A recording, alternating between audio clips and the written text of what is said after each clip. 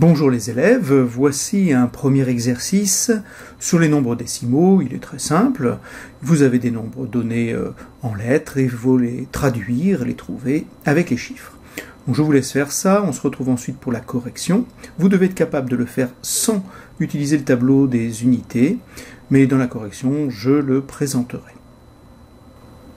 Alors, premier nombre, 4 32 503. Voici le tableau des unités que j'ai commencé à tracer. Vous pouvez remarquer qu'il y a une petite différence entre cette partie-là et la partie de droite. Simplement, ici, nous allons avoir la partie entière nécessaire pour notre exercice, et puis la partie décimale sera ici. Dans la partie entière, vous avez les unités, les 1000, les millions, il pourrait y avoir les milliards si on en avait besoin.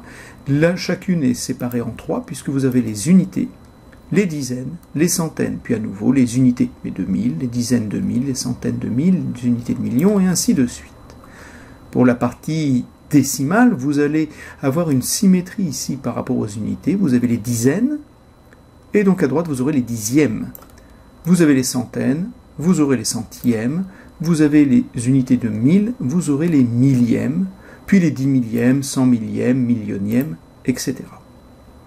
Alors revenons à notre premier nombre, 4 32 503 unités. On a une colonne vide ici, il n'est bien sûr pas question de la laisser ainsi. Voilà, ce n'est qu'un nombre entier, donc il n'y a pas de virgule. 4 32 503 unités. Pour le deuxième, 6 dizaines et 2 dixièmes. 6 dizaines, 2 dixièmes. Encore une colonne qu'il faut compléter. Et là, nous sommes dans la partie entière, puis la partie décimale. Nous avons donc une séparation que l'on indique par une virgule. 60 unités, 2 dixièmes. Pour le troisième, 234 centièmes.